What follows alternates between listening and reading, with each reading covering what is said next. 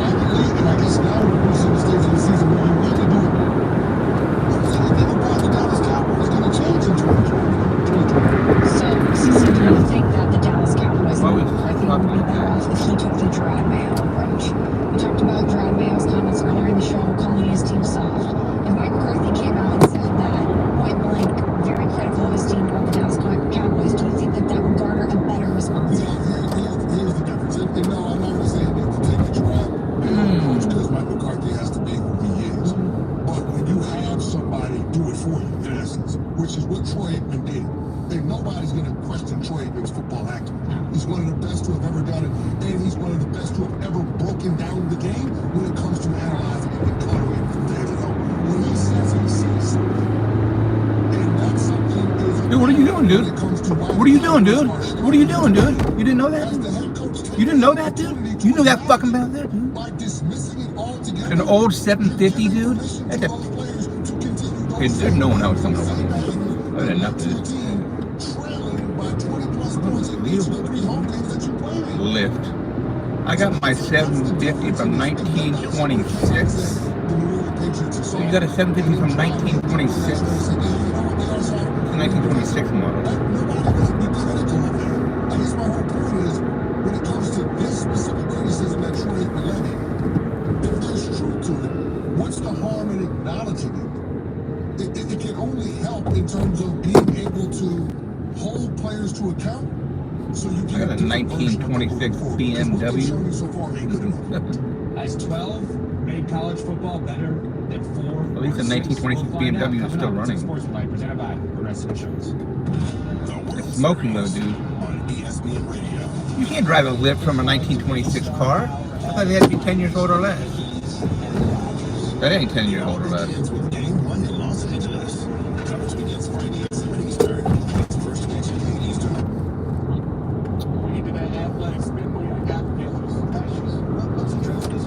I don't know the rules. I never know the rules.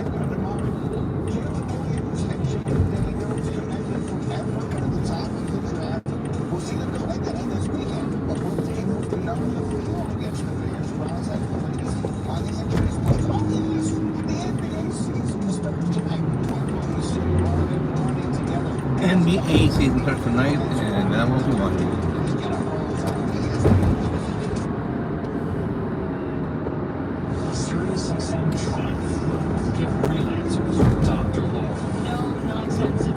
Dude, you pulling Jack there, dude? Dude, you pulling Jack there, dude? You pulling some Jack there? Every time you go to bed with a negative thought, you have to match it up with a positive one. Dr. Laura plus Megan. What the Raiders look like with Derek Carr this time. So, we'll see how this all plays out. It's obviously a game. But there is a realistic chance that the top two candidates for league MVP are on the same team. And look, we've seen this before with Christian McCaffrey and Brock Purdy, two guys on the same team. Neither one. But what Jackson's doing is special, and how this all relates to the ability to go out and win. You can be like Aaron Rodgers. Defense, obviously, gave up some yards, but created some unbelievable turnovers last night. You see, between the big commits from the offensive line, Zay Flowers is a special talent, and obviously, when he's out there, changes everything for the Baltimore Ravens. And, Jackson talked to us at length. Jackson talked to us at length in terms of getting over the hump and what it would mean and everything that goes into that equation. And I rooted for you guys last year. you think about the quarterbacks, right? 10 points against Kansas City, guys. Talk about Allen. You think about their limited potential offense. And it's a lot of things. You can talk about quarterbacks, big spot. It's not their fault. I mean, Lamar Jackson is a special all-time player. Except in playoffs. Except in the playoffs. Who can do everything and destroy you in so many Except in the playoffs. I really love to see Jackson, Allen, Burrow, somebody, CJ Stroud get over the hump, win the AFC, find the winners of the ball, but they're all selling results. After the vibes that Lamar Jackson has played and Baltimore Ravens and what this team can be. I know they've lost two games, and I know it's all said and done that, you are looking at a team in a situation where obviously you see it and you say, okay, Chiefs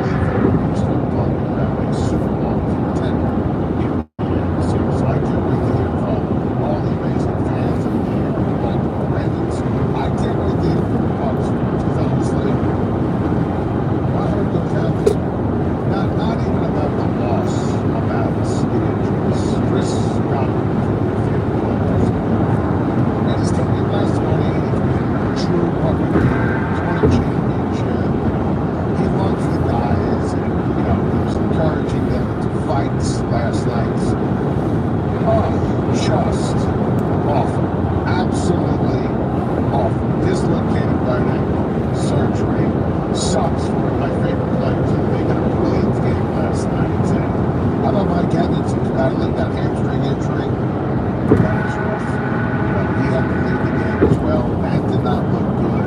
All of a sudden, that prolific passing attack in the league, Cohen, Baker Mayfield, throwing to this unbelievable combination of wide receivers, that's all changed with the blink of an eye last night.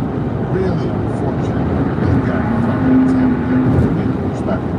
Your calls non-stop for 3 glorious hours. Line them up right now. Channel Sports, Channel China, and Nonsense.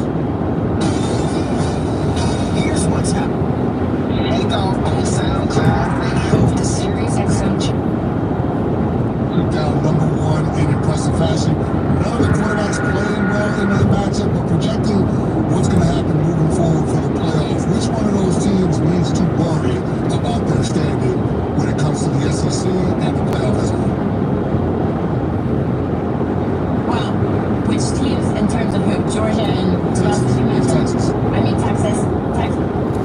Look, Texas and their quarterback situation, I think, is going to be fine. Both Quinn Ewers and Arch Manning have to play better, but so do the players around them.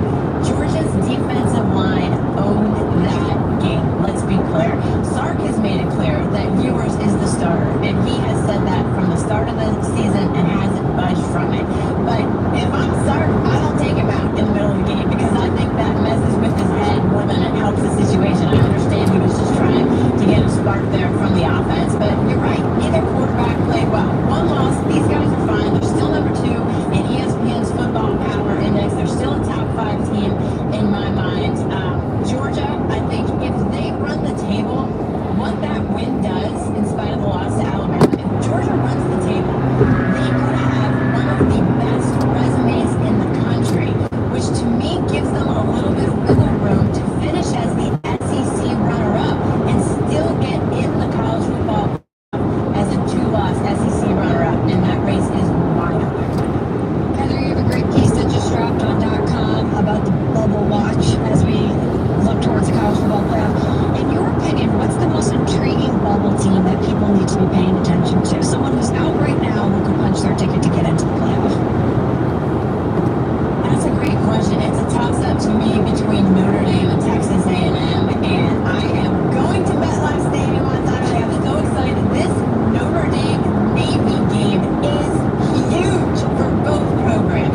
Notre Dame has zero margin for error because of that home loss to Northern Illinois early on, but they've been playing well, and this defense is going against a Navy offense that is historically good, and it gives the Irish a win against a ranked opponent, which nobody saw coming at the beginning of this season. They've also got Army on their schedule. So keep an eye on the Irish. A lot of people wanted to write them off, and I talked to Mike Elko last week with Texas A&M.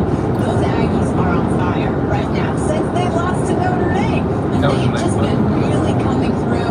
So when you look at the Aggies, I think they've got a chance to win the SEC, which we wouldn't have said a couple of weeks ago. So I think those are two to keep an eye on. We're talking with Heather Pinch, of course, ESPN college football reporter here on Sports We Like on ESPN Radio. You lose a game, you're fine. You lose 2 games, you're probably fine. You lose 3 games, we think you're done. Do people in and around the sport, Heather, believe that the new playoff, the 12-team playoff, has made the regular season better or worse than in years past? Better. I mean, I'm talking to people who think that it is more meaningful than in years past, and one of the biggest reasons why is because winning your conference championship game matters more than ever. The 5 highest-ranked conference champions are guaranteed a spot in this 12-team field, and the 4 highest-ranked conference champions earn a first-round bye.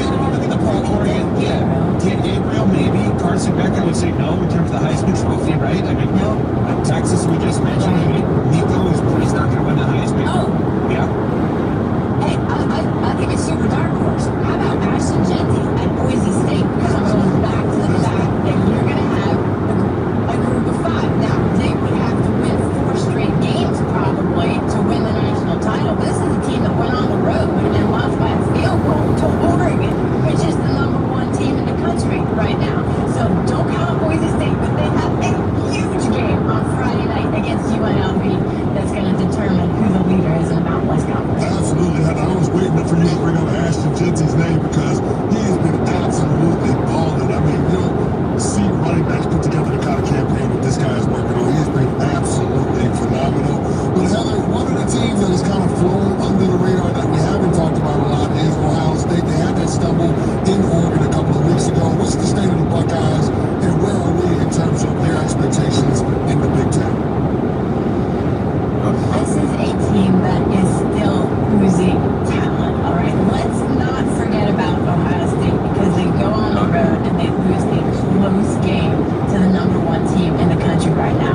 Ohio State and Oregon can meet again in the Big Ten championship game. I like Penn State. I don't know that they are a great team. I like Indiana. They might be a better team than Penn State. We're going to figure all this out. But to me, I certainly think that the selection committee is going to view Ohio State in high regard until the Buckeyes take over this GSB college football reporter here on Sportsmanlike.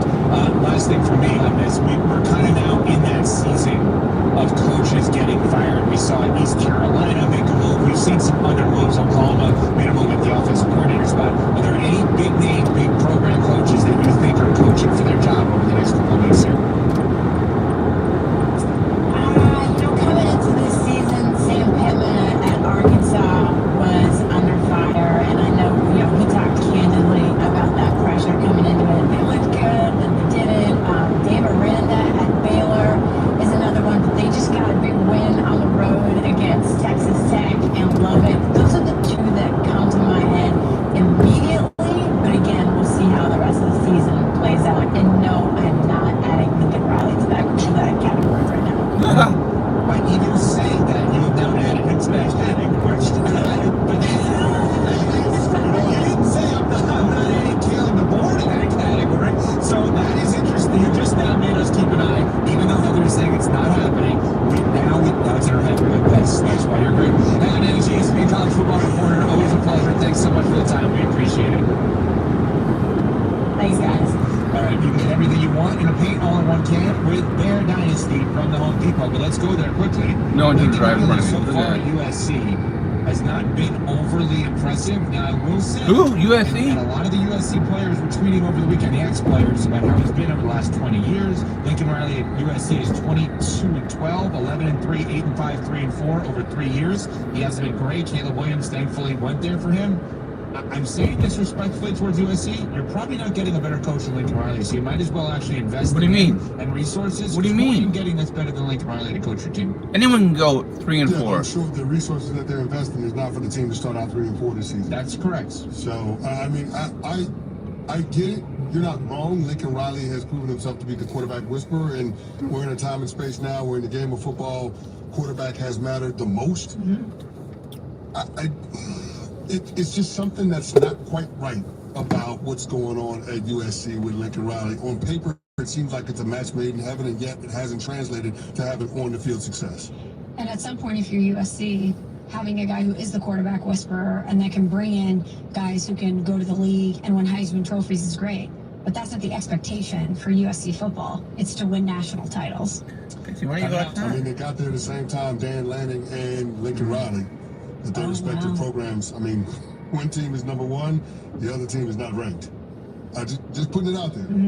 Coming up tonight is night 1 of the NBA season. So, of course, we make bold predictions that, we won't be held to at any point during the course of the season. No, these just go away if we're wrong. We're on Sportsmanlike, presented by Progressive Insurance. This is ESPN Radio. And we come to the Atlanta Falcons. On your radio, your computer, your smart speaker, or on the ESPN app. All to see Stroud and the Braves. Everywhere you are. This is ESPN Radio. Brought to you by Barbasol Shaving Cream, delivering a quality shave at an honest value for that you'll ever need. And they're all connected on one platform. Doesn't Odoo sound amazing? Let Odoo harmonize your business with simple, efficient software that can handle everything for a fraction of the price. Sign up today at odoo.com. That's ODOO.com. Adolescence can be an exciting time of change and challenges, but for those battling depression, it can be crippling. If you're a parent or legal guardian of an adolescent with depression, Greenbrook offers a new way to treat it. TMS therapy from NeuroStar. It's FDA cleared, non-drug, non-invasive, covered by most insurance, and approved as an add-on treatment for patients ages 15 to 21. A chance for happiness is waiting. Schedule a no-cost consultation today at greenbrooktherapy.com or call 866-971. We have to stay in a healthy gait. But I mean, I've been looking forward to this for so long. Right? No matter like what team you think I pulled for in the NFL, I've been screwed out of the NFL for so long to play. When are the Celtics get to play? And it's finally here. Finally here. We have the defending champs against, in my opinion, a top 3 team in the NBA. Like, there is no doubt in my mind, when healthy, if this team can manage to make it through February with little to no injuries, the Knicks are a top 3 team in the NBA. Who's going to be the number 1 in the West? They're all going to be beating each other up. The East is so top heavy, so we're going to be looking at 2 of the best records. I think the East is better than you're giving them credit for.